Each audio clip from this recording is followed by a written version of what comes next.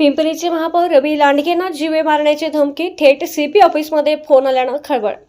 पिंपरी चिंचवडचे महापौर रवी लांडगेंना जीवे मारण्याची धमकी देण्यात आली आहे। पिंपरी चिंचवड पोलिसांच्या समाधान हेल्पलाईनवर कॉल करून महापौरांना धमकावण्यात आले। आशिष जमदाडे पाटील नावाच्या व्यक्तीने हा फोन केला होता। ही व्यक्ती महापौरांना काही महिन्यांपूर्वी 2 वेळा भेटली होती। क्रीडा संबंधित काही काम घेऊन त्यांनी महापौरांची भेट घेतली होती। त्यानंतर आता थेट जीवे मारण्याची धमकी दिल्यानं खळबळ उडाली। भोसरी पोलिसांनी आशिष जमदाडेंना ताब्यात घेऊन चौकशी केली असता ते मानसिक तणावात असल्याचं दिसून आलं। त्यामुळे समज देऊन त्यांना सोडण्यात आलं, अशी माहिती महापौरांनी दिली।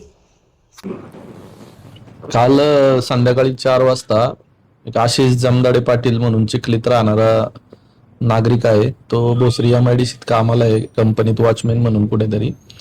तर त्यांनी काल संध्याकाळी 4 वाजता CP ऑफिसची समाधान हेल्पलाईन यावर कॉल केला आणि सांगितलं की रवी लांडगेंना जीवे मारून टाकणार आहे। परंतु काल पोलिसांनी त्यांना 6:30 का 7 वाजता उचलून आणलं। त्यानंतर त्यांची सर्व माहिती घेतली तर थोडी मानसिक स्थिती त्यांची खराब आहे असं जाणवलं। दिवस वगैरे झालेला आहे, गाव नगरचं आहे, शेवगाव, राहायला इकडे एकटंच आहेत, आई वडील सोबत राहत नाही पहिल्यापासून, त्यामुळे थोडी मानसिक स्थिती खालावलेली आहे। त्यामुळे त्यांनी असं स्टेटमेंट केलं असेल। सकाळी मी पोलिसांकडून माहिती घेतली, आता माझे भाऊ गेले ते पोलीस स्टेशनला, तर पोलिसांनी त्यांना समज देऊन सोडून दिले। कारण त्यांनी पोलिसांना फोन केला होता, मला किंवा माझ्या कुठल्या कुटुंबातील सदस्याला कोणाला फोन करून धमकी वगैरे काही दिलं नाही। त्यामुळे आता काही गुन्हा वगैरे दाखल करता येत नाही अशा प्रकरणात। त्यांना समज देऊन सोडून दिलेलं आहे। परंतु आपला त्यांच्याशी कधी कुठं काही संबंध आला होता किंवा ते कुठं तुम्हाला भेटायला आले होते, असं काही प्रसंग झालेला आहे का? त्यांनी काय सांगितलं? त्यांनी सांगितलं मला भेटलेत ते घरी, माझ्या आजीचा 10वा होता तेव्हा भेटून गेले ते। मला फोटो काल बघितला तेव्हा जाणवलं की मी या व्यक्तीला कुठंतरी भेटलोय।